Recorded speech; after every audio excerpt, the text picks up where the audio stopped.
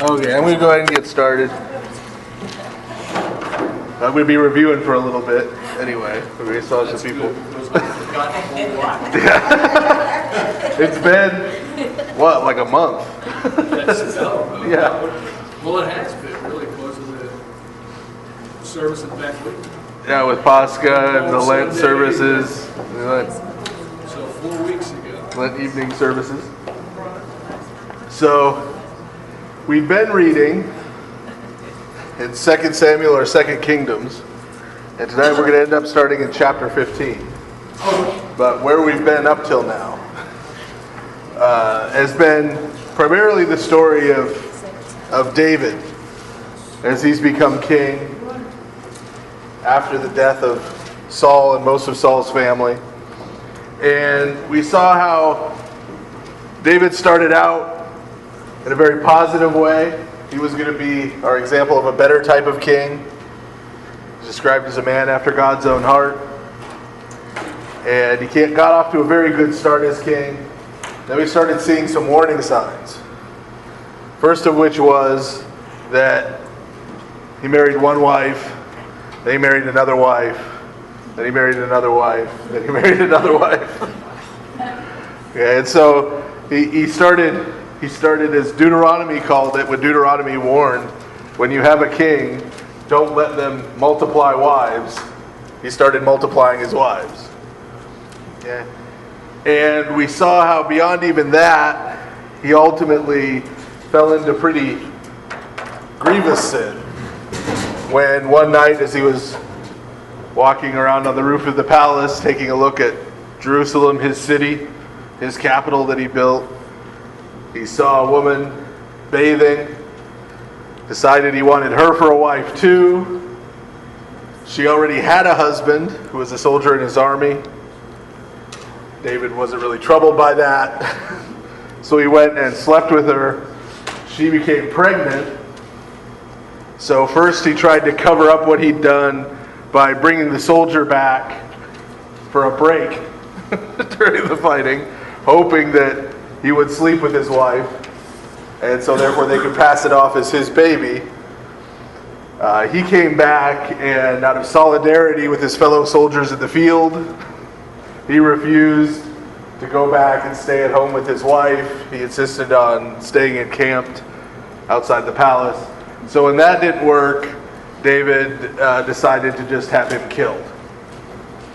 And so he sent him back to the army with orders to his commanding officer to put him right in the front, in the middle of the fighting, to deliberately get him killed so that David could have his wife Bathsheba for himself. So the plan went off without a hitch. Uriah the Hittite, her husband, was killed. David married Bathsheba. Everything seemed fine, and then Nathan the prophet showed up. And Nathan the prophet showed up to let David know how God felt about this whole thing. And he told David a story. I remember he said there was a man who had just one lamb. That's all he owned. It was his prized possession, and this one lamb, it wasn't even like livestock to him, it was like a pet. He loved this lamb, he took it everywhere with him. It was the one thing he really loved and treasured in the world.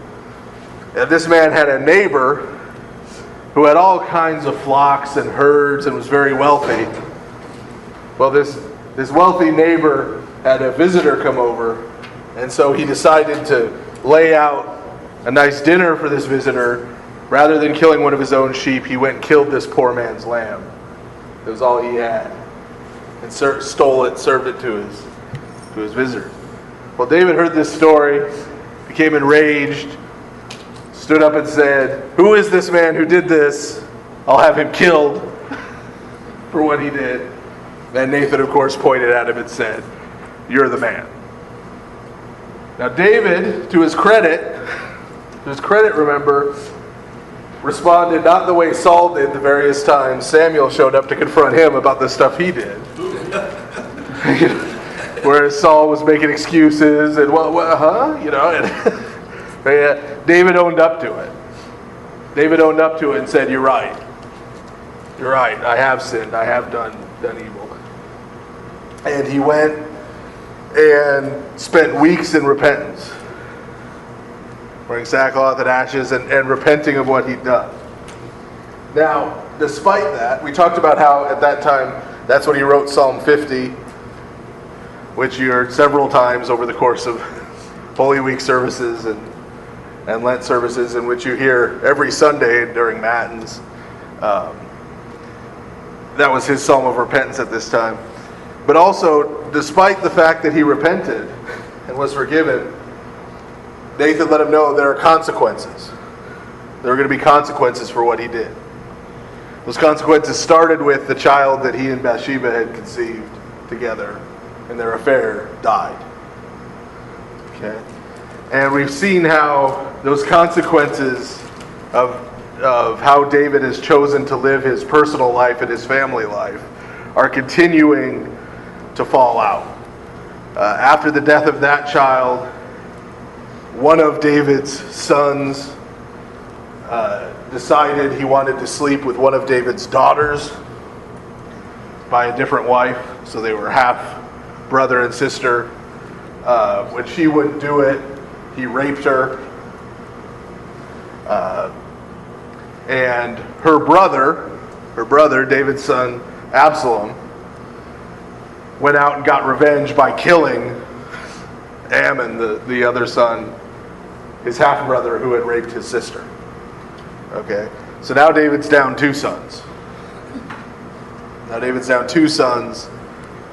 He's got a daughter in a horrible state. And these consequences of what he's done in his family are continuing to play out. When last we left off, Absalom, after arranging the death of his half-brother Ammon, had gone into hiding, assuming that he was going to be in deep trouble with his father. Ultimately, David's general and right-hand man Joab sort of prevailed upon David right where we left off last time, and managed to talk him into letting Absalom come back home, and come back into the royal household. So as we start up tonight, despite all this chaos that's going on, murder and mayhem that's now going on in David's house, Absalom has come back. The reason I've got his name up here is I wanted to point out what his name means, because it's going to become especially ironic. The Ab here means father. Anybody guess as to what Salom means? Peace, right. So literally his name means peace to my father. We're going to see that this is going to become exceedingly ironic here as we go forward. Before we start, does anybody have any questions left over from? One other thing I wanted to mention that occurred to me over the last few weeks.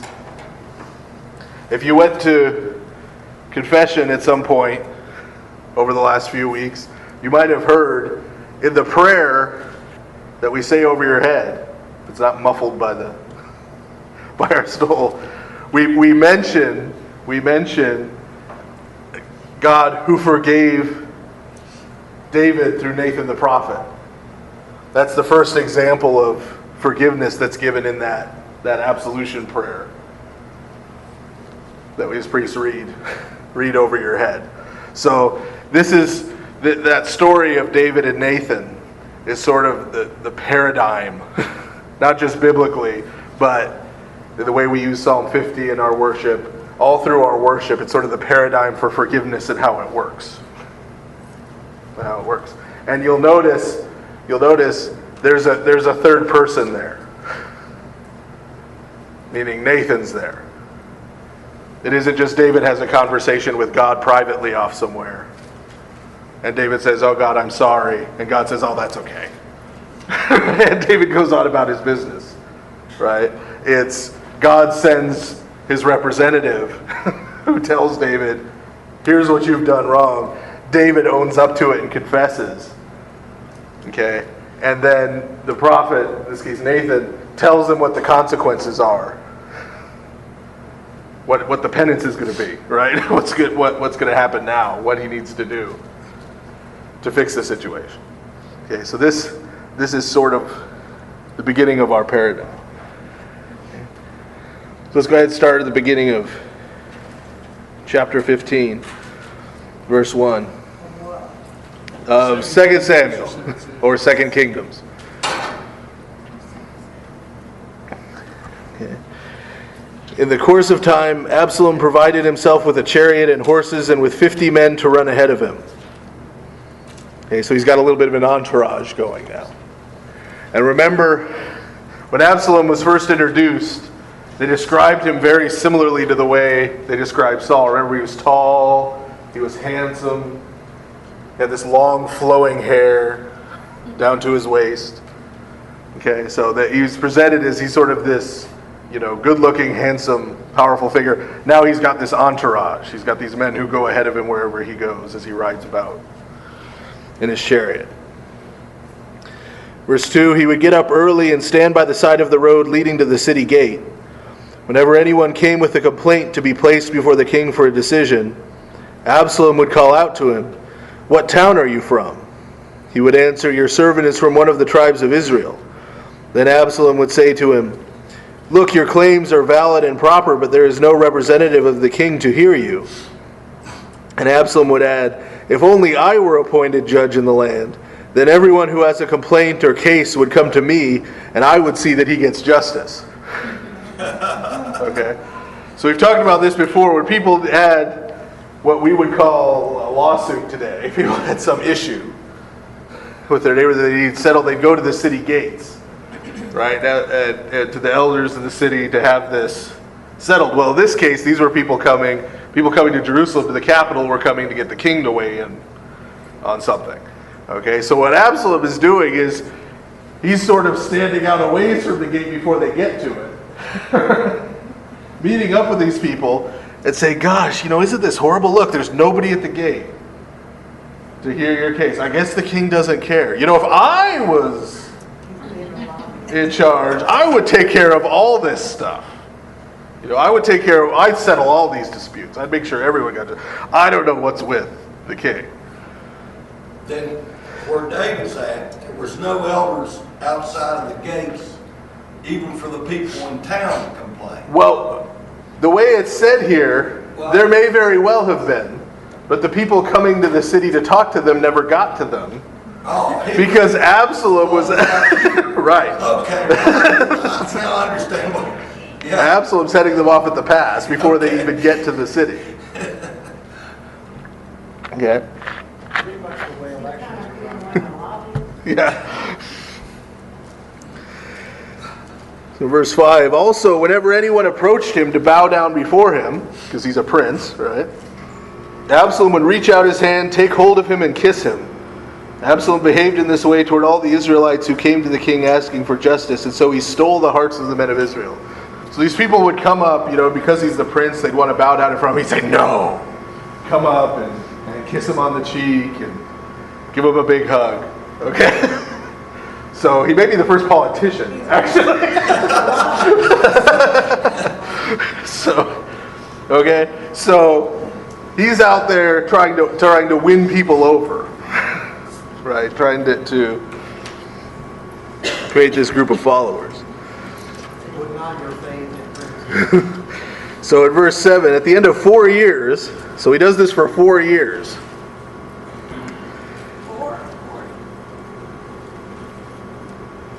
It should be 4. That's another one of those. It's another one of those number issues. Yeah. Absalom said to the king, "Let me go to Hebron and fulfill a vow I made to the Lord.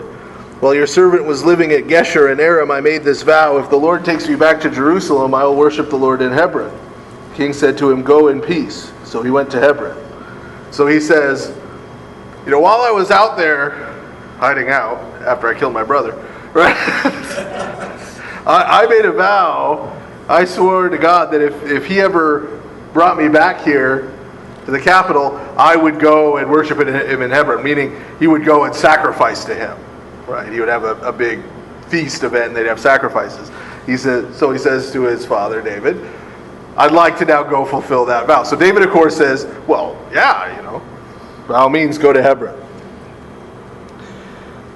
Verse 10, then Absalom sent secret messengers throughout the tribes of Israel to say, as soon as you hear the sound of the trumpets, then say, Absalom is king in Hebron.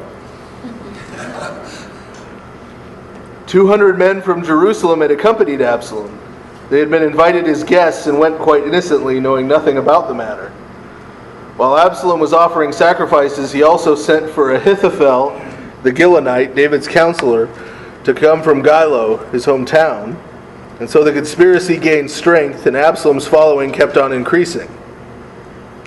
A messenger came and told David, the hearts of the men of Israel are with Absalom. Then David said to all his officials who were with him in Jerusalem, come, we must flee, or none of us will escape from Absalom. We must leave immediately, or he will move quickly to overtake us and bring ruin upon us and put the city to the sword. So, David hears what gets his wind of what's going on. Okay? And he knows the chickens are coming home to roost. Right?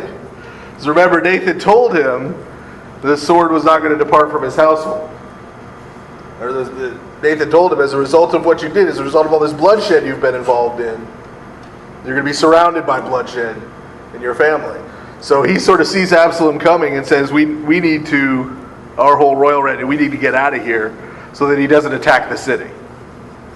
Right? If we're not here, he won't have to attack the city. He'll just ride in and proclaim himself king. So verse 15, the king's officials answered him, your servants are ready to do whatever our lord the king chooses. The king set out with his entire household following him, but he left 10 concubines to take care of the palace. So he has, in addition to all the wives we've previously heard about, he's got 10 female slaves who he sleeps with, who apparently he uses as housekeepers. So the king set out with all the people following him, and they halted at a place some distance away. All his men marched past him, along with all the Kerethites and Pelethites, and all the 600 Gittites who had accompanied him from Gath marched before the king. And the king said to Ittai the Gittite, Ittai the Gittite is another name that is not used enough for...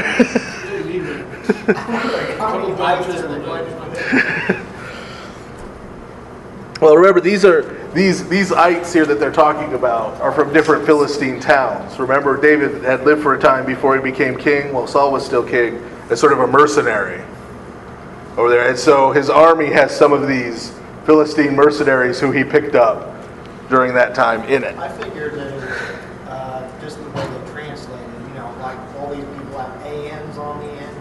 That may just be how they translated into English. Right, but the thing before it is whatever their city is. So the Kerethites are from the city of Kereth. Oh, yeah. The Pelethites are from the city of Peleth. The Gittites are from the city of Git.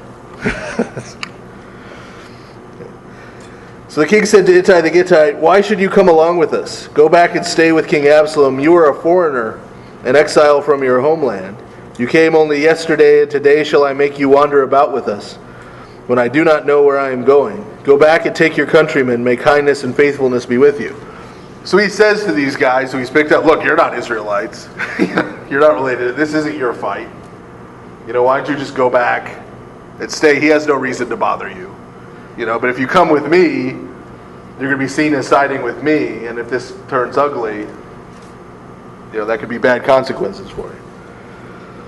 Verse 21, but Ittai replied to the king, as surely as the Lord lives, and as my lord the king lives, wherever my lord the king may be, whether it means life or death, there will your servant be.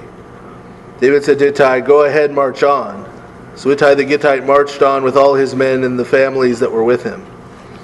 Now notice something here. David has these foreigners in his army. Right? But from the way he responds, it's clear that these aren't just guys who David hired to fight. Not only do they have loyalty to him, he's obviously told them about Yahweh. Right? At least enough that they can swear by. surely as Yahweh lives. So David has at least within his own army, we get a picture here that he's done a little bit of what Israel was supposed to be doing. We talked about how Israel was supposed to be different, so the surrounding nations would want to be like them. And so he at least during that early time, was doing that. Verse 23, The whole countryside wept aloud as all the people passed by. The king also crossed the Kidron Valley, and all the people moved on toward the desert. Zadok was there too, and all the Levites who were with him were carrying the ark of the covenant of God. They set down the ark of God, and Abiathar offered sacrifices until all the people had finished leaving the city. Then the king said to Zadok, "Take the ark of God back into the city. If I find favor in the Lord's eyes, he will bring me back and let me see it and his dwelling place once again. But if he says, 'I am not pleased with you,' then I am ready. Let him do to me whatever seems good to him." Remember way back at the beginning of 1 Samuel, or 1 Kingdoms, the Israelites were going out to battle, and they took the ark with them because they thought, if we have the ark with us, that means God will be on our side. Right? They're using it like an idol. Right? If we have it, then we have God power. Right? And they ended up getting captured and all that because of that. So God could teach them a lesson about that. Notice how David has the exact opposite attitude. David says, you know what? Don't take the ark with us. Bring it back to the tabernacle. Leave it in the city. You know, if I've found favor with God, God will protect me and bring me back here. And if I haven't, if God's going to judge me, then, as he says, he deserves it. He says, if God's going to judge me, I deserve it. If he's going to protect me and bring me back, that he's going to do it. We don't need to be lugging the ark around to get God on my side. The king also said to Zadok the priest, "Aren't you a seer? Go back to the city in peace with your son Ahimaaz and Jonathan, son of Abiathar. You and Abiathar take your 2 sons with you. I will wait at the fords in the desert until word comes from you to inform me." So Zadok and Abiathar took the ark of God back to Jerusalem and stayed there. But David continued up the Mount of Olives, weeping as he went. His head was covered and he was barefoot. All the people with him covered their heads too and were weeping as they went up. Now David had been told, "Ahithophel is among the conspirators with Absalom." So David prayed, "O Lord, turn Ahithophel's counsel into foolishness." So what's David's attitude? What's David's attitude here? Well, to return to the earth, it's one of humility Yeah. to God. Yeah, and it's one of, what's happened to me, I've earned. Yes. Right? That's what, with the barefoot and his head covered and the weeping, you know, this has come upon me because of what I did. Right? He's not mad at God. He's not mad at Absalom even, his son even. He's accepting responsibility and saying, if I hadn't sinned, this wouldn't happen. And if this is God's judgment on me for what I did, then I accept it. Then I accept it. And this is a contrast to what we saw, for example, in the book of Judges with the Israelites, right? They would go and do evil, they'd worship the pagan gods, they'd do all these horrible things. God would send an oppressor upon them, and then they'd cry out to God, "God, how long will you let us suffer under the Philistines?" Right? And God would send someone to deliver them, and they'd go right back to what they were doing. David here is accepting God's judgment, which is one of the hardest things we have to do in our life. It's one of the hardest things we have to do in our life. It's easy to take credit for good things that happen in our life. It's somewhat harder to give God credit for the good things that happen in our life. Okay? It's really hard to take the blame for the bad things that happen in our life. It's really hard to say, you know, it isn't that I'm an innocent person and all these people are out to get me. Right? It isn't that, you know, for some reason God's decided to place all these burdens on innocent little old me. It's very hard to step up and say, you know what, this stuff that's happened in my life is my fault.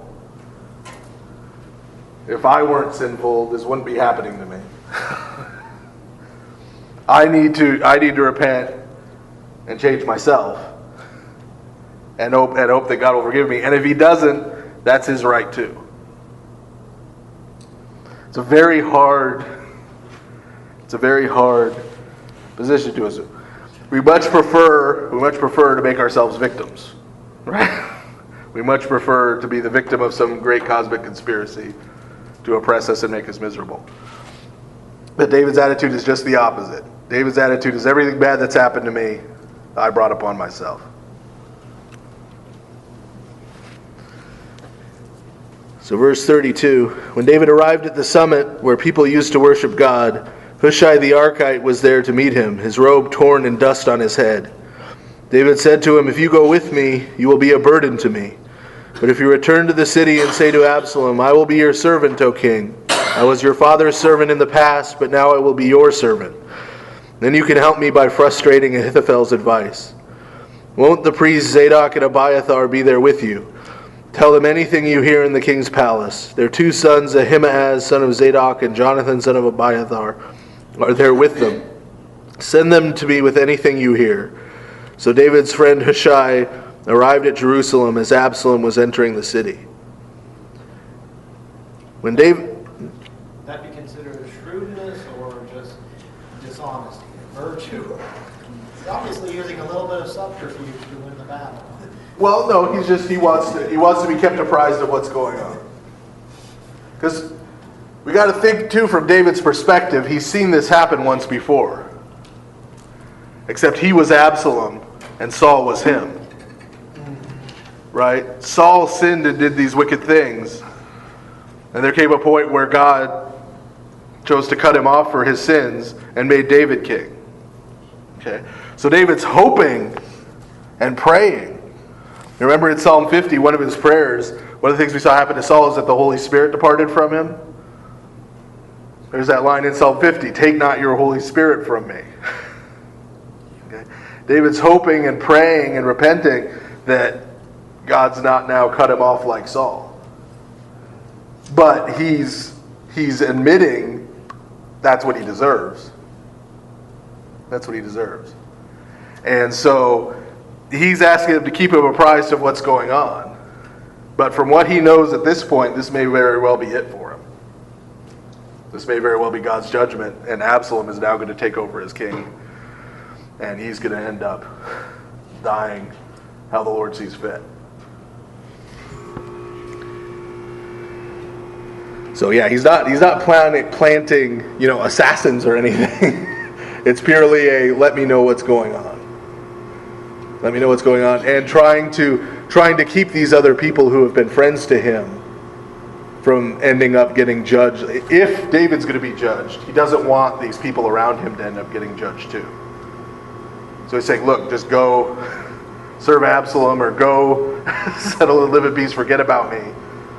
If God judges me, I want it to just be me. I don't want you guys to end up in the same boat.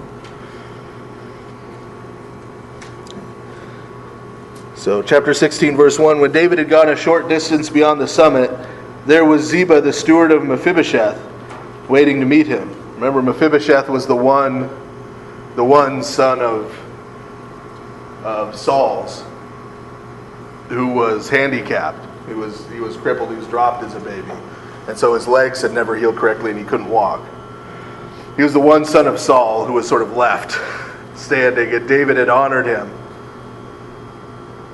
and given him an inheritance. And so Ziba is his steward, meaning he's the guy who's in charge of running the household day-to-day affairs. So the steward job was sort of a combination of accountant, butler, supervisor of the other servants, your farm hands, and that sort of thing. He sort of made sure all the day-to-day things that needed to happen in the household all happened and went according to plan.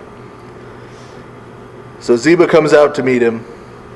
He had a string of donkeys saddled and loaded with 200 loaves of bread, 100 cakes of raisins, 100 cakes of figs, and a skin of wine. The king asked Ziba, "Why have you brought these?" Ziba answered, "The donkeys are for the king's household to ride on, the bread and fruit are for the men to eat, and the wine is to refresh those who become exhausted in the desert."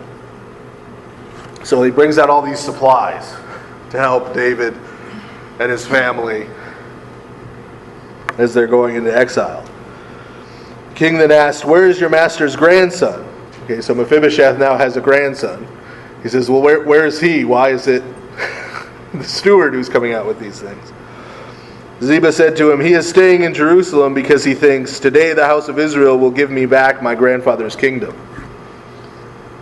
So Mephibosheth's grandson is siding with Absalom because he thinks, "Oh, now's my chance," right? to get back Saul's kingdom, or at least a piece of it. Okay. So verse 4, then the king said to Ziba, "All that belonged to Mephibosheth is now yours." "I humbly bow," Ziba said. "May I find favor in your eyes, my lord and king." Now this may be an empty promise, because this assumes David's going to come back into power. But what David's saying here is, if and when I come back into power, you're going to be the one who inherits Mephibosheth's possessions, right? Not his grandson who has decided to side with Absalom. So in verse 5, as King David approached Bahurim, a man from the same clan as Saul's family came out from there. So this is one of Saul's extended, second or third cousins, basically.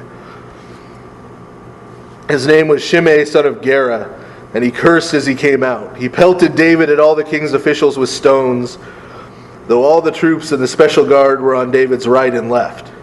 Okay, so he comes out, he sees David and these people. He knows they've been thrown out of Jerusalem. He knows they're going into exile. And he decides to start cursing at them and throwing rocks. Right, that's his response. Now David has his guards on either side, so David's not getting hit by the rocks. His poor guards are getting hit by the rocks. But he's out there cursing and throwing rocks. As he cursed, Shimei said, get out, you man of blood, you scoundrel." That's kind of a polite translation. "The Lord has repaid you for all the blood you shed in the household of Saul, in whose place you have reigned. The Lord has handed the kingdom over to your son Absalom. You have come to ruin because you are a man of blood." Okay? So he's out there adding insult to injury. Is David's mourning. Verse 9, then Abishai, son of Zeruiah, said to the king, "Why should this dead dog curse my lord the king? Let me go over and cut off his head." Okay? So this guy's like, bad enough we're going into exile. Okay, we have to put up with this guy, right? Now, let me go over there and take care of him. But the king said, "What do you and I have in common, you sons of Zeruiah? If he is cursing because the Lord said to him, 'Curse David,' who can ask, 'Why do you do this?'" David then said to Abishai and all his officials, "My son, who is of my own flesh, is trying to take my life. How much more than this Benjamite? Leave him alone, let him curse, for the Lord has told him to. It may be that the Lord will see my distress and repay me with good for the cursing I am receiving today." So, back to David again. He's willing, even this guy, cursing at him and throwing rocks, he's willing to say, "You know what? Maybe God told him to curse me. I probably have that coming too." And if he's cursing me unjustly, then hopefully God will repay me for having put up with this now. But he's not going to, at this point in his life at least, he's not going to do any more violence. If he can help it.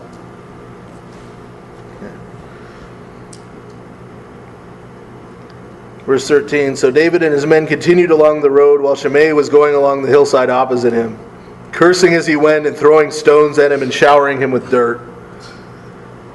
The king and all the people with him arrived at their destination exhausted, and there he refreshed himself.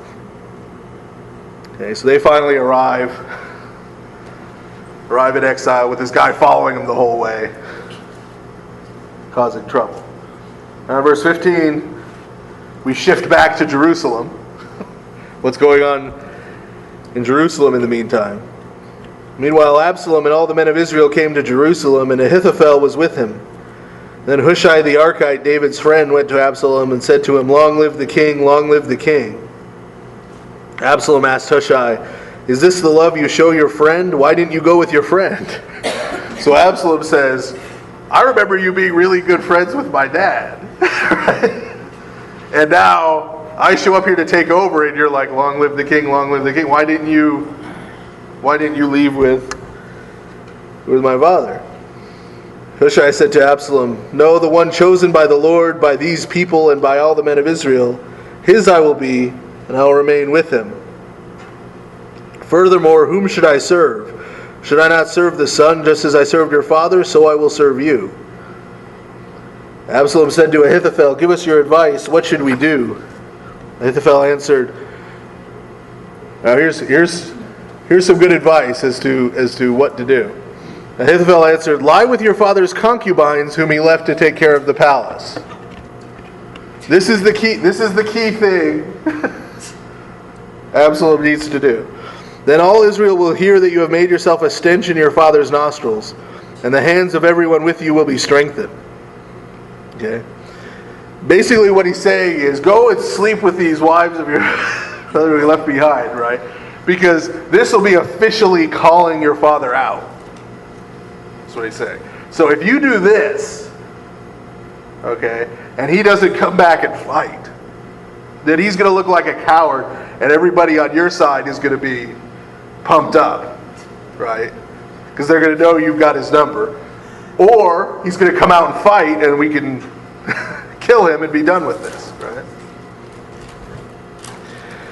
So they pitched a tent for Absalom on the roof, and he lay with his father's concubines in the sight of all Israel. Okay, so he does this publicly. He does this publicly. Now in those days, the advice Ahithophel gave was like that of one who inquires of God. That was how both David and Absalom regarded all of Ahithophel's advice. So this guy had been a trusted advisor in the past. Okay, I'm getting confused because all the Okay. people got A names. Okay. Who was the person who just gave him the advice? What was he to David? Ahithophel was a close advisor to David. Okay, but he wasn't a priest. He wasn't No. the one. No, but what they're saying there is people treated his advice, he had such a reputation for giving good advice, that they treated his advice like it was coming from a prophet.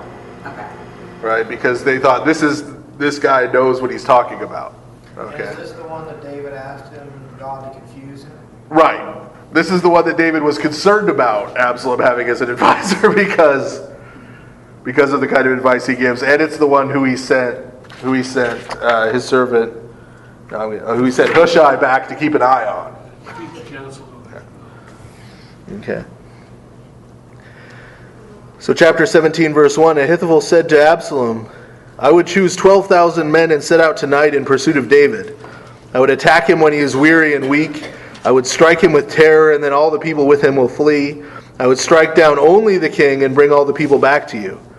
The death of the man you seek will mean the return of all. All the good people will be unharmed." This plan seemed good to Absalom and to all the elders of Israel. Okay, now take a look. Who just got added to Absalom? All the elders of Israel.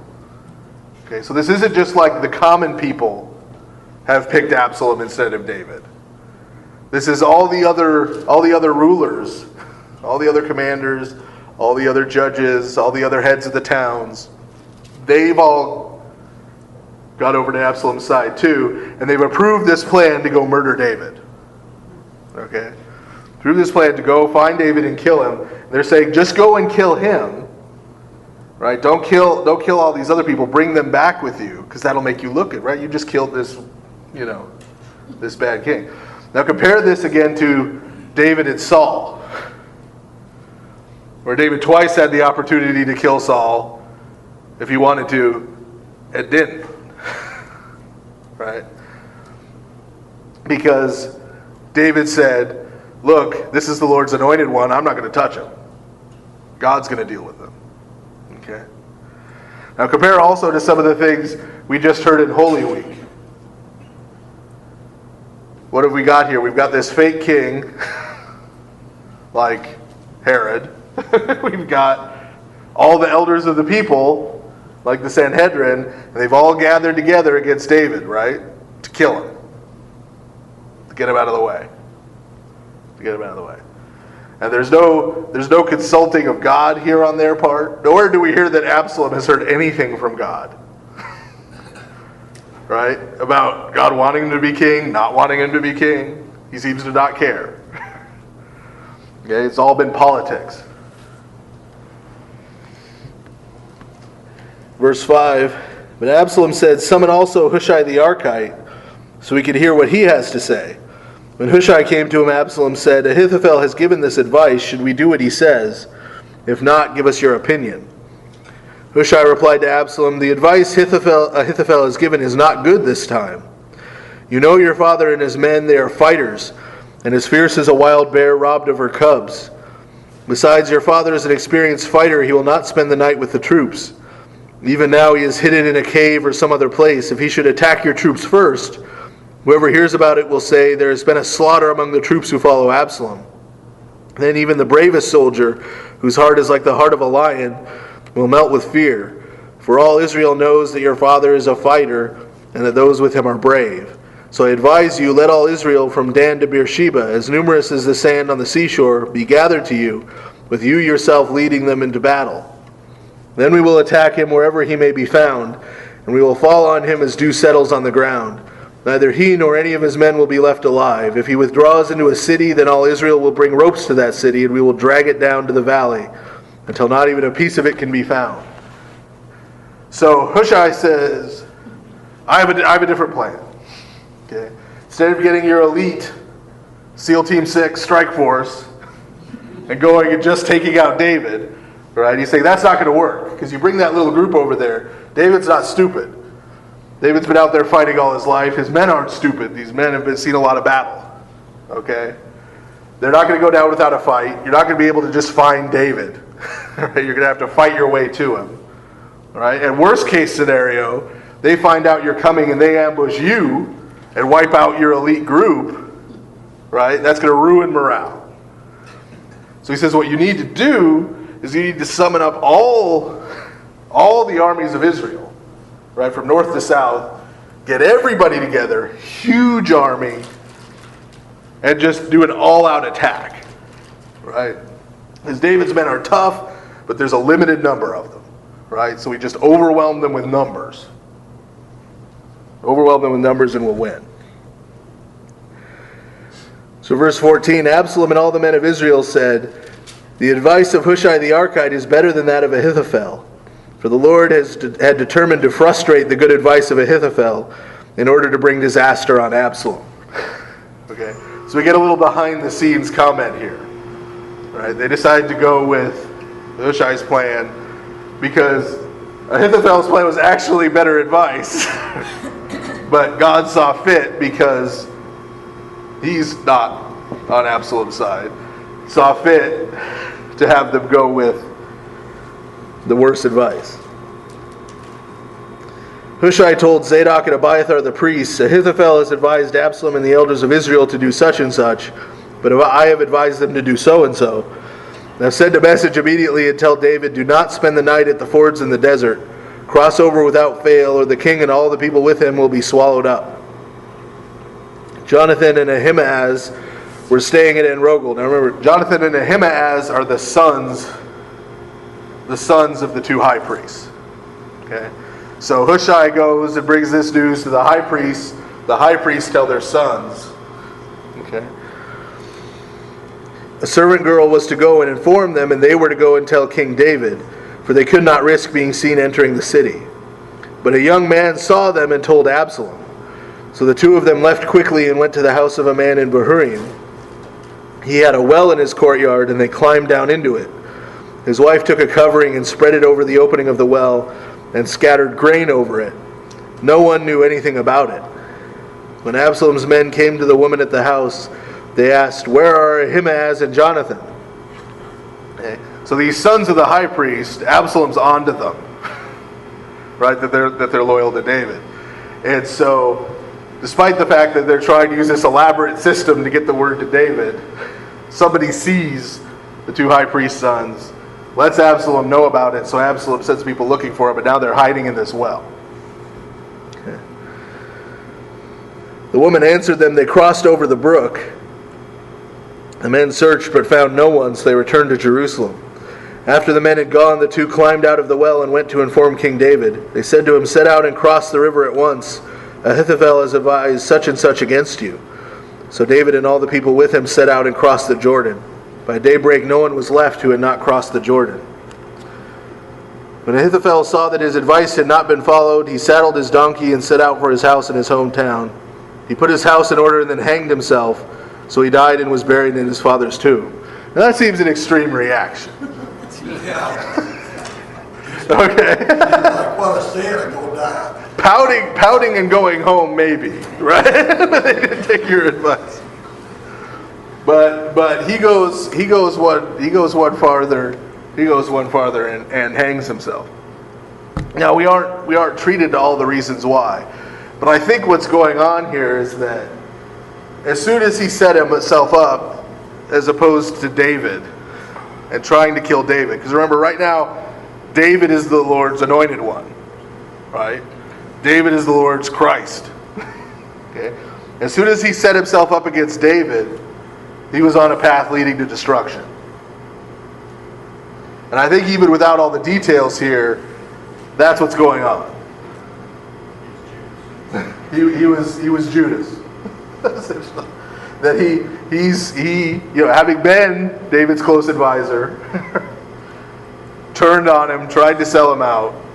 God saw to it that his advice wasn't followed, right? But that path of betrayal that he put himself on led him to his destruction here. Verse 24, David went to Mahanaim, and Absalom crossed the Jordan with all the men of Israel. Absalom had appointed Amasa over the army in place of Joab. Remember, Joab was David's commander. Amasa was the son of a man named Jether, an Israelite who had married Abigail, the daughter of Nahash, and sister of Zeruiah, the mother of Joab. So all that is to say, Absalom put one of Joab's cousins in charge of the army in his place, and Joab is with David. Okay. The Israelites and Absalom camped in the land of Gilead. When David came to Mahanaim, Shobi, son of Nahash, from Rabbah of the Ammonites, and Machir, son of Amiel, from Lodabar, and Barzillai, the Gileadite, from Rogelim, brought bedding and bowls and articles of pottery. They also brought wheat and barley, flour and roasted grain, beans and lentils, honey and curds, sheep and cheese from cow's milk, for David and his people to eat. For they said, the people have become hungry and tired and thirsty in the desert. So what's happening here is you've got a whole bunch of Gentiles, right? A whole bunch of non-Israelites who had become impressed with King David at some point in the past, who are now coming and helping him while all the Israelites are trying to hunt him down and kill him. Right? That's what we're supposed to see here. We're supposed to see here the people who he ruled over, it's good for, are out to kill him. These other foreigners. And this theme is going to get picked up by St. Paul in particular in the New Testament. Okay, when he's talking about Jesus and what happens when Christ comes, he comes to his own and his own receive him not. Right? He comes to the Jewish people, they reject him, and it's the Gentiles who end up receiving him and making up most of the church. Okay, so this idea that, and we've seen it several times. We saw it with Ruth. We've seen it with sometimes Perry, where the people who God's speaking to, who he wants to follow him, who are supposed to follow the Israelites, not so much, right? These various Gentiles get it when Israel doesn't. So chapter 18, verse 1, David mustered the men who were with him and appointed over them commanders of thousands and commanders of hundreds. David sent the troops out, a third under the command of Joab, a third under Joab's brother Abishai, son of Zeruiah, and a third under Ittai the Gittite. The king told the troops, "I myself will surely march out with you." But the men said, "You must not go out. If we are forced to flee, they won't care about us. Even if half of us die, they won't care, but you are worth 10,000 of us. Be better now for you to give us support from the city." Okay. So David says, "I'm going to ride out with you into battle." They say, "Whoa, hey." Their whole goal is to kill you. Right? So if we end up having to flee or something, we get split up. If they end up killing you, it's all over. Right?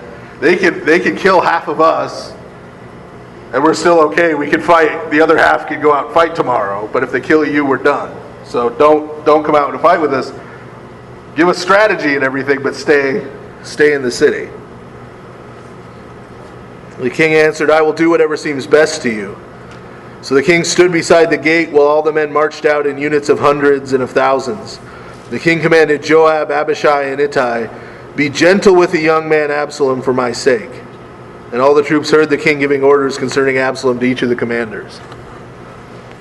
So even now that there's full-scale war broken out, now that his son has brought this army out there with the express purpose of killing him, right? David's main concern is still to go to each of the commanders and say, "Don't kill Absalom. Don't kill my son. The one who's coming here to kill me." So when it says be gentle, Don't kill it. doesn't mean kill him. No. Be gentle means taken prisoner. Means taken prisoner. Okay? That's his primary concern. Even at this point. We talked about that earlier with Saul. Right? A little bit of the old David is starting to come out. Now that he's out of power again, more of the old David who loved his enemies and prayed for the people who were trying to kill him. More of that David is starting to come out again now that he's not in his palace.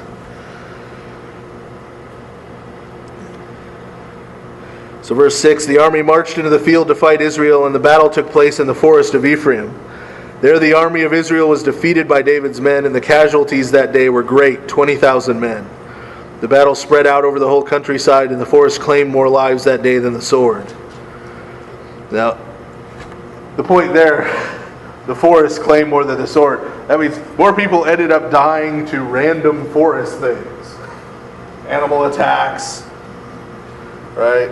Riding your horse under a tree branch and getting knocked off, than died by being actually killed by David's army.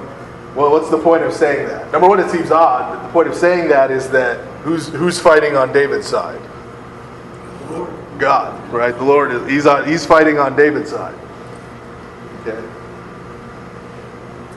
And so he's the one who's actually bringing about this victory. It's not David's superior strategy or David's greater battle experience.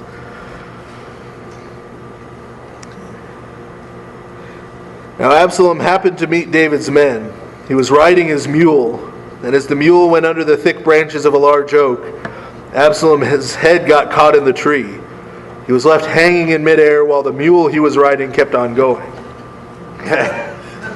So he's riding this mule, comes under this thick tree, and remember his hair? The hair flowing down. This hair gets tangled up in the tree.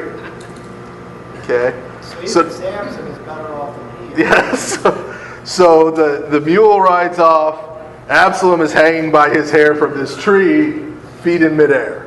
Okay, so he's helpless. He's helpless, just hanging there in front of David's men. Okay? Of course, that creates another image. Well, verse 10, Hanging in midair. when one of the men saw this, he told Joab, "I just saw Absalom hanging in an oak tree." Okay? Joab said to the man who had told him this, "What? You saw him? Why didn't you strike him to the ground right there? Then I would have had to give you 10 shekels of silver and a warrior's belt." Right? So the soldier comes to Joab and says, "Hey, I just saw Absalom hanging over there in an oak tree." And Joab says, "Well, why didn't you kill him? If you killed him, I would have given you a promotion." Right? Would have moved you up to a higher pay grade. But the man replied, "Even if 1,000 shekels were weighed out into my hands, if 1,000 shekels were weighed out into my hands, I would not lift my hand against the king's son. In our hearing, the king commanded you and Abishai and Ittai, protect the young man Absalom for my sake. And if I had put my life in jeopardy, and nothing is hidden from the king, you would have kept your distance from me. So he's saying, look, I was there when David told you not to kill him, right? And he's saying, if I had killed him, I know you would have walked and said you knew nothing about it, right? So that's why I didn't kill him. Joab said, I'm not going to wait like this for you. So he took 3 javelins in his hand and plunged them into Absalom's heart, while Absalom was still alive in the oak tree. And 10 of Joab's armor bearers surrounded Absalom, struck him, and killed him. Okay, so this is not a pretty death, right? Joab goes over and throws 3 javelins through him, and then to make sure he's dead, he sends his armor bearers over there to beat him to death, just to make sure he's dead. Okay. That also sounds a lot like crucifixion. Maybe it's the wrong image. Yeah. So he's beaten to death. He's dead. Then Joab sounded the trumpet, and the troops stopped pursuing Israel, for Joab halted them. They took Absalom, threw him into a big pit in the forest, and piled up a large heap of rocks over him. Meanwhile, all the Israelites fled to their homes. So what do they do with the body after they're done? They just throw it in a ditch and throw rocks on top of it. We can imagine predictively how David might feel about this when he hears tell. And all the Israelites who had been so keen to follow Absalom, well, they all go back home. They're like, well, so much for that. Time to change politics. Yeah. So verse 18. During his lifetime, Absalom had taken a pillar and erected it in the king's valley as a monument to himself. For he thought, I have no son to carry on the memory of my name. He named the pillar after himself, and it is called Absalom's monument to this day. Now Ahimaaz, son of Zadok, said, let me run and take the news to the king that the Lord has delivered him from the hand of his enemies. You are not the one to take the news today, Joab told him. You may take the news another time, but you must not do so today because the king's son is dead. Then Joab said to a Cushite, go tell the king what you have seen. The Cushite bowed down before Joab and ran off. What's going on there? Well, remember the messenger who came and told him about what happened to Saul? Yeah. David killed him? That's where that saying comes from. Don't kill the messenger. Yeah, had him executed. And the people who came and said they killed Saul's son, remember? Yeah. Yeah. So he says to the son of the high priest, don't bring him this particular news. So they get a Cushite, which is basically an Ethiopian, okay, who happens to be there as far as they are. They say, why don't you go tell the king what happened, right? So they send him. But Joab replied, Ahimaaz, son of Zadok, again said to Joab, come what may, please let me run behind the Cushite. Okay, so he says, come on, I want to go too. Whatever happens. But Joab replied, my son, why do you want to go? You don't have any news that will bring you a reward. Right? He's saying, he's not going to, this is going to be good news as far as David's concerned. You don't really want to be the one to tell him this. He said, come what may, I want to run. So Joab said, run. Then Ahimaaz ran by way of the plain and outran the Cushite. While David was sitting between the inner and outer gates, the watchman went up to the roof of the gateway by the wall. As he looked out, he saw a man running alone. The watchman called out to the king and reported it. The king said, if he is alone, he must have good news. And the man came closer and closer. The idea being, well, if the battle went badly, the whole army would be retreating, right? So if it's just this one messenger, he must be bringing good news. Then the watchman saw another man running, and he called down to the gatekeeper, look, another man running alone. The king said, he must be bringing good news too. The watchman said, it seems to me that the first one runs like Ahimaaz, the son of Zadok. He's a good man, the king said. He comes with good news. When Ahimaaz called out to the king, all is well, he bowed down before the king with his face to the ground and said, praise be to the Lord your God. He has delivered up the men who lifted their hands against my lord the king. The king asked, is the young man Absalom safe? Right? Once again, his first concern. Is my son okay? Ahimaaz answered, I saw great confusion just as Joab was about to send the king's servant and me, your servant, but I don't know what it was. Yeah. So he says, right before Joab sent me, some stuff happened, and I'm not sure how it all panned out. So the king said, stand aside and wait here. So he stepped aside and stood there. Then the Cushite arrived and said, my lord the king, hear the good news. The Lord has delivered you today from all who rose up against you. The king asked the Cushite, is the young man Absalom safe? The Cushite replied, may the enemies of my lord the king and all who rise up to harm you be like that young man. So he says, I hope all your enemies end up like him. Yeah. The king was shaken. He went up to the room over the gateway and wept. As he went, he said, oh, my son Absalom, my son Absalom, if only I had died instead of you. Oh, Absalom, my son, my son. So now he's down 3 sons. 3 sons after what he did. Joab was told, the king is weeping and mourning for Absalom. And for the whole army, the victory that day was turned into mourning. Because on that day the troops heard it said, the king is grieving for his son. The men stole into the city that day as men steal in who are ashamed when they flee from battle. The king covered his face and cried aloud, oh, my son Absalom, oh, Absalom, my son, my son. So they all come back into town. There's no celebrating. Nobody's yelling and cheering. There's no feast. Then Joab went into the house to the king and said, today you have humiliated all your men who have just saved your life and the lives of your sons and daughters and the lives of your wives and concubines. You love those who hate you and hate those who love you. It's probably got it half right. He does love those who hate him. You have made it clear today that the commanders and their men mean nothing to you. I see that you would be pleased if Absalom were alive today and all of us were dead. All right, so he comes up and says, hey, we won. He was trying to kill you.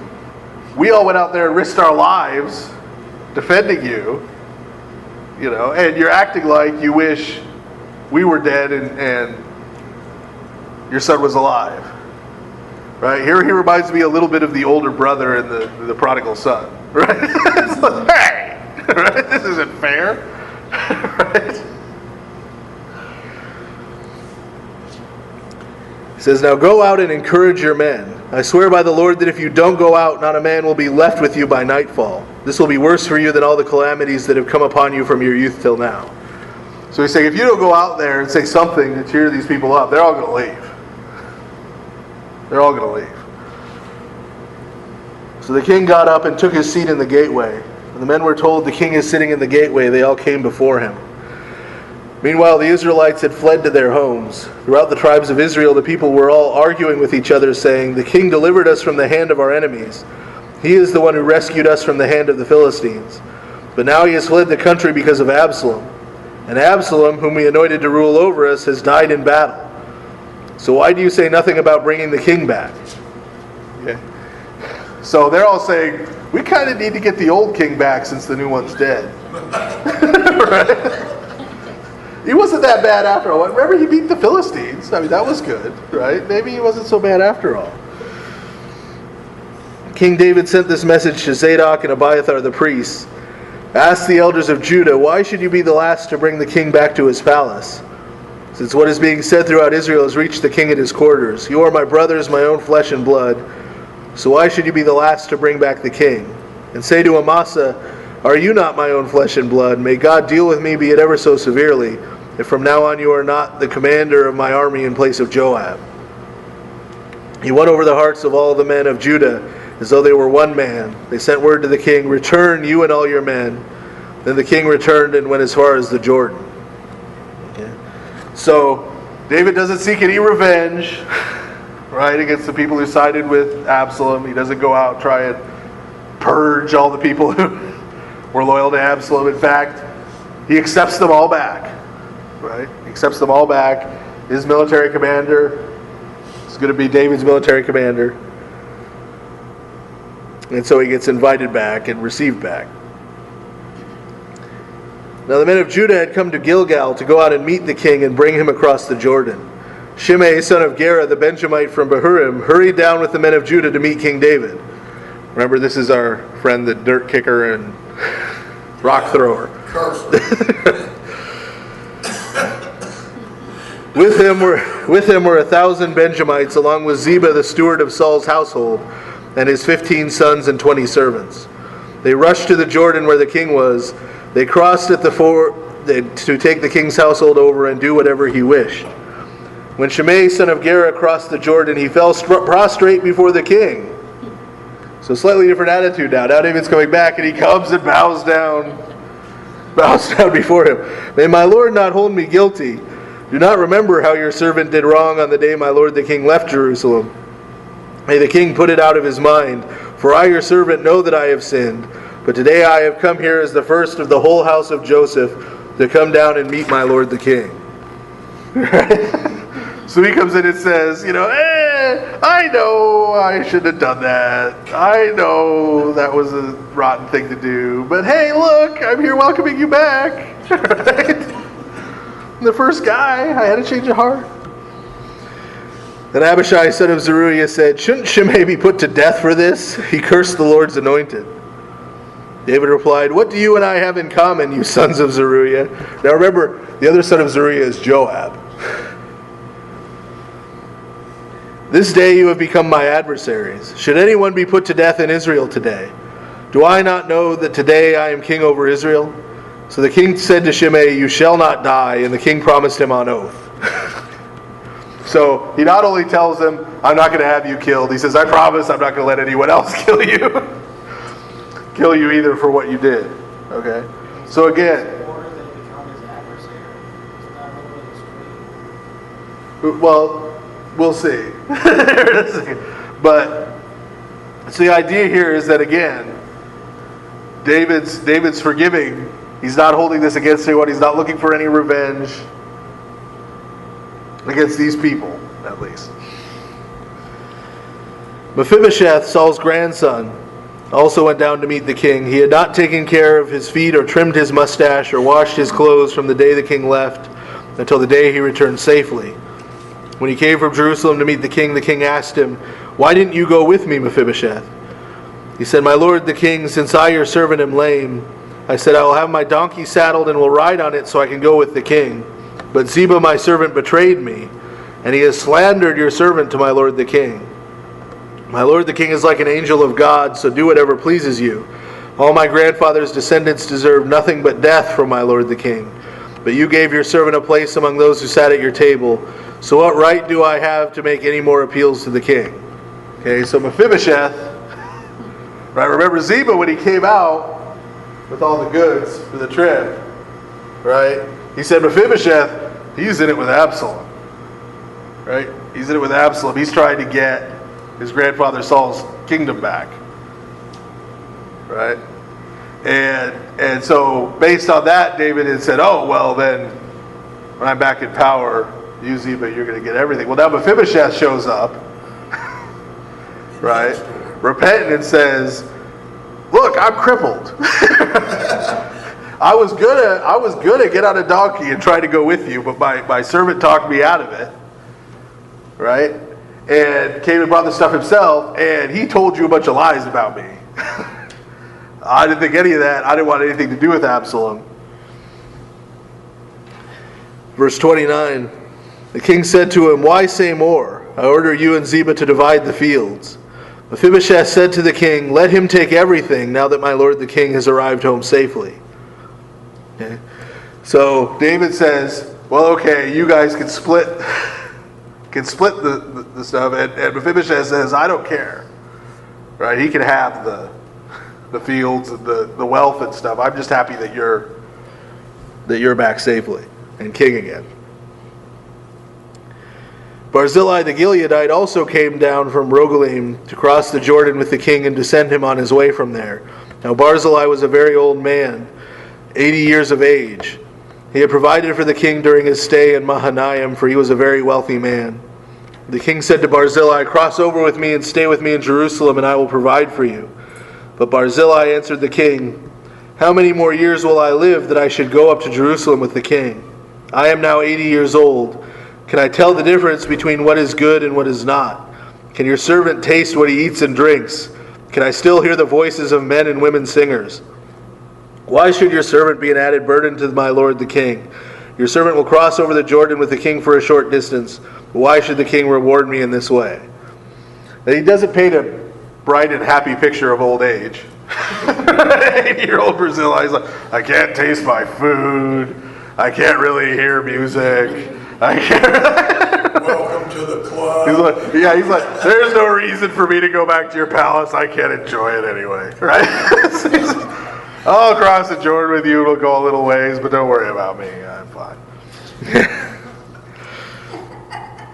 Now, verse 37, let your servant return that I may die in my own town near the tomb of my father and mother.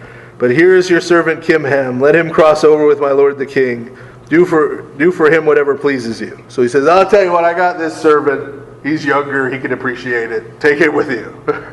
Back to the palace. The king said, Kimham shall cross over with me, and I will do for him whatever pleases you. And anything you desire from me, I will do for you. So all the people crossed the Jordan, and then the king crossed over. The king kissed Barzillai and gave him his blessing, and Barzillai returned to his home. When the king crossed over to Gilgal, Kimham crossed with him. All the troops of Judah and half the troops of Israel had taken the king over. Soon all the men of Israel were coming to the king and saying to him, Why did our brothers, the men of Judah, steal the king away and bring him and his household across the Jordan together with all his men?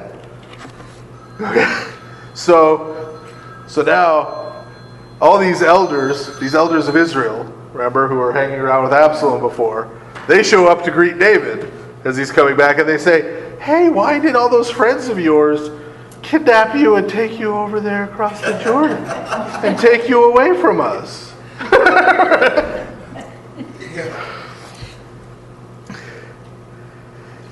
All the men of Judah answered the men of Israel, We did this because the king is closely related to us. Why are you angry about it? Have we eaten any of the king's provisions? Have we taken anything for ourselves? And the men of Israel answered the men of Judah, We have 10 shares in the king, and besides we have a greater claim on David than you have. So why do you treat us with contempt? Were we not the first to speak of bringing back our king? But the men of Judah responded even more harshly than the men of Israel. So what this is telling us is that, now they're trying to soft pedal it, right? Yeah. They're like, the men of Judah are like, well, we're loyal to the king, we're like related to him. And the Israelites are like, well, we've got 10 tribes. And you just got the one tribe. And, hey, we're the first ones here welcoming him back, aren't we? Right? So the idea here is that even though David's coming back and he's going to be the king again, there's now this serious tension between these 10 tribes, right? And why are there only 11? We're talking about 10 in Judah because the Levites don't have land. Right, there's already the temple. So between these 10 tribes and Judah now, because Judah knows that they've been loyal to David, and they know that the other 10 tribes haven't. However, they want to try and sell it now. Right. So there's this tension now between the two, and we're going to see that going forward. It's going to become important. Chapter 20. Now a troublemaker named Sheba, son of Bichri, a Benjamite, happened to be there. He sounded the trumpet and shouted, We have no share in David, no part in Jesse's son, every man to his tent, O Israel. So all the men of Israel deserted David to follow Sheba, son of Bichri. But the men of Judah stayed by their king all the way from the Jordan to Jerusalem. Okay? The son of Bichri? No, Bichri. B-I-C-R-I. Okay, so this Benjamite, remember Saul's tribe, Shimei, he comes out during these festivities and basically says, heck with this guy. we want nothing to do with this guy. Let's just all go home. Okay? And he's going around he doesn't just say this once, right? He's going around basically spreading dissent. And he basically gets the rest of the 10 tribes to go home. And really it just ends up being his fellow tribesmen from Judah who accompany David back to Jerusalem. Okay. When David returned to his palace in Jerusalem, he took the 10 concubines he had left to take care of the palace and put them in a house under guard. He provided for them but did not lie with them. They were kept in confinement till the day of their death, living as widows. That seems kind of harsh. Right? But remember, Absalom slept with them. In front of everybody. In front of everybody. But did he leave them behind? he did leave them behind. But what's David? This is a sign that David's trying to get things at least partially back on the right track. Right? Because you remember back in the law, it's unlawful for a man and his son to sleep with the same woman. Yeah. Okay? So now that Absalom has slept with them, he's not going to sleep with them anymore. So he takes care of them. Right? I mean, he doesn't throw them out. Right? He doesn't execute them or anything.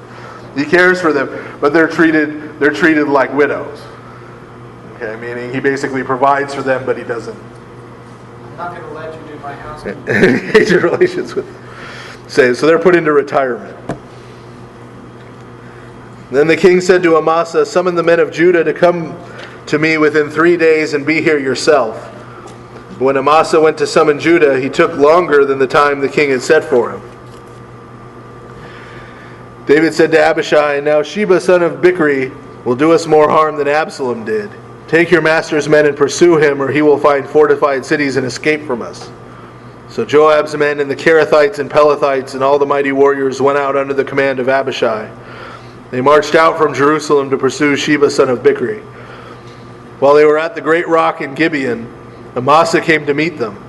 Joab was wearing his military tunic, and strapped over it at his waist was a belt with a dagger in its sheath. As he stepped forward, it dropped out of its sheath. Okay? So he's wearing his military tunic, meaning not his armor, but what you would wear under the armor, the cloth that you would wear under the armor. He's got a belt around it with a dagger in it. Okay? While he's walking, the dagger falls out of the dagger sheath. And remember, he's coming out there to find Amasa, who's his second or third cousin. We figured out. Okay, and Amasa had been Absalom's military commander. Joab said to Amasa, "How are you, my brother?" And Joab took Amasa by the beard with his right hand to kiss him. Amasa was not on his guard against the dagger in Joab's hand, and Joab plunged it into his belly, and his intestines spilled out on the ground. Without being stabbed again, Amasa died. Then Joab and his brother Abishai pursued Sheba son of Bichri. Okay. So David didn't actually send him to get Amasa, right? He told Amasa, "Go get the men of Judah," meaning the fighting men, "and then you and them come meet me in 3 days." And he didn't show up in 3 days. Okay. But David sent Joab and his men to go get Sheba son of Bichri, who was causing trouble. But remember, the last chapter, we went over it kind of quick, when he was forgiving all of the people who had sided with Absalom, he said he was going to put Amasa, who had been Absalom's commander, in charge of his armies. He was going to give him Joab's job. Okay? So Joab has a personal reason to kill Amasa. This guy's about to take his job. And he has an excuse, right? That he disobeyed the king's command and didn't come back in time. And so he rather treacherously, while going for a kiss, and this may also be a connection to Judas, as we see here in betrayal, while he goes to kiss him, He got gives him the knife. Yeah. And so then once he's offed Amasa, then he goes to do what the king sent him to do. Then he goes to find Sheba son of Bichri. One of Joab's men stood beside Amasa and said, "Whoever favors Joab and whoever is for David, let him follow Joab." Amasa lay wallowing in his blood in the middle of the road. And the man saw that all the troops came to a halt there. When he realized that everyone who came up to Amasa stopped, he dragged him from the road into a field and threw a garment over him. After Amasa had been removed from the road, all the men went on with Joab to pursue Sheba son of Bichri. Sheba passed through all the tribes of Israel to Abel-Beth-Maachah, and through the entire region of the Berites, who gathered together and followed him. All the troops with Joab came and besieged Sheba and Abel-Beth-Maachah. They built a siege ramp up to the city, and it stood against the outer fortifications. While they were battering the wall to bring it down, a wise woman called from the city, "Listen, listen, tell Joab to come here so I can speak to him." He went toward her, and she asked, "Are you Joab?" "I am," he answered. She said, "Listen to what your servant has to say." "I'm listening," he said. Okay. So when it says a wise woman, it doesn't just mean some woman who happened to have a high IQ. A wise woman in this case actually means she was probably something like the witch of Endor, who Saul consulted. She was a woman who was reputed to have the ability to predict the future, talk to spirits, that kind of thing. Okay, so she shows up at the walls and says to Joab, "Hey, I have something to tell you." Okay, and this is why it might have piqued Joab's interest, right? Oh, right? You have some prophecy? Do you have some? So he comes up and she says, "Come close." He gets him to come closer, come closer. She continued, "Long ago they used to say, 'Get your answer at Abel,' and that settled it. We are the peaceful and faithful in Israel. You are trying to destroy a city that is a mother in Israel. Why do you want to swallow up the Lord's inheritance?" Okay, so she says, this city's been here for a long time. In fact, there used to be a proverb that if you wanted to get the Lord's advice, you would come here to this city. Right? This is one of the oldest cities in Israel. Why are you trying to destroy it? Okay. "Far be it from me," Joab replied. "Far be it from me to swallow up or destroy. That is not the case. A man named Sheba son of Bichri from the hill country of Ephraim has lifted up his hand against the king, against David. Hand over this one man and I'll withdraw from the city." So he says, "Hey, I don't want to destroy the city. I'm here after one guy. You give me the one guy, I'll leave you alone." Okay. The woman said to Joab, "His head will be thrown to you from the wall." Then the woman went to all the people with her wise advice, and they cut off the head of Sheba son of Bichri and threw it to Joab. So he sounded the trumpet, and his men dispersed from the city, each returning to his home. And Joab went back to the king in Jerusalem. Joab was over Israel's entire army. Benaiah son of Jehoiada was over the Kerethites and Pelethites. Adoniram was in charge of forced labor. Jehoshaphat son of Ahilud was recorder. Sheba was secretary. Zadok and Abiathar were priests. And Ira the Jerite was David's priest. I think we're gonna stop there. I think we're gonna stop there for this evening. And next week we'll finish up 2 Samuel. The big dangling loose end right now is Joab, right? He's been getting away with an awful lot lately. Between killing Absalom, doing a lot of killing, a lot of murder, and a lot of mayhem, and we're going to see how that pans out here. We're going ahead, and we're going to see how David's life. We've seen now the beginning and the middle part of David's life.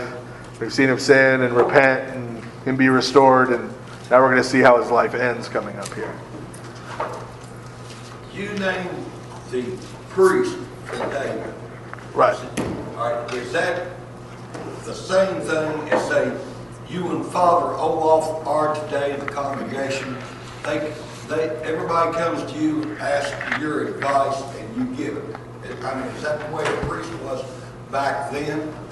Yeah, well, this, in addition, now the two who are listed as the high priests, Yes. right, Zadok and Abiathar, the two of them are the ones who are in the tabernacle with the ark, So they're right, doing those sacrifices.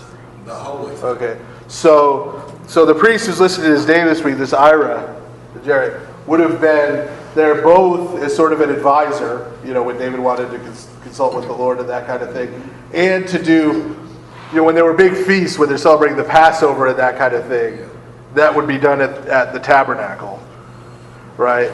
Whereas David as the king is the daily prayer services, and the daily offerings and those kind of things, he would give to this Ira to take to the tabernacle, and he would be sort of in charge of doing that Okay, for David. okay. Because remember, at this time, worship is a lot bloodier, right? At this time, it's not just, they come and get together and It's not sing the some praise psalms choir. and do some prayers.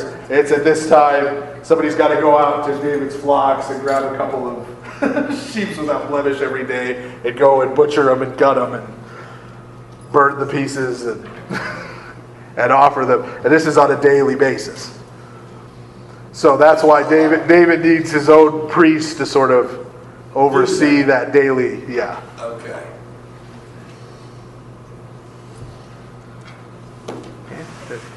Yeah. Is it still that they're the Levites? Yeah. Yeah. Yeah. The Levites are the ones, you have your general Levites, right, who are from the tribe of Levi, who are assisting with all these things. Then you have specifically the descendants of Aaron. Right? And the descendants of Aaron are the ones who serve as the priests and the high priest. And it's one particular family always that's serving as high priest. So when they're talking about the 10 tribes not agreeing with Judah, Levites are sort of blended in with Judah and with the other two. Right. Right. That's why they talk about 10 tribes and then Judah, because the Levites they don't have their own territory. They're sort of a different case. Okay. Well, thanks everybody for coming. And see you next week. And believe it or not, within the next few weeks, we will be halfway through the Old Testament. Halfway. Yeah. We're part of that.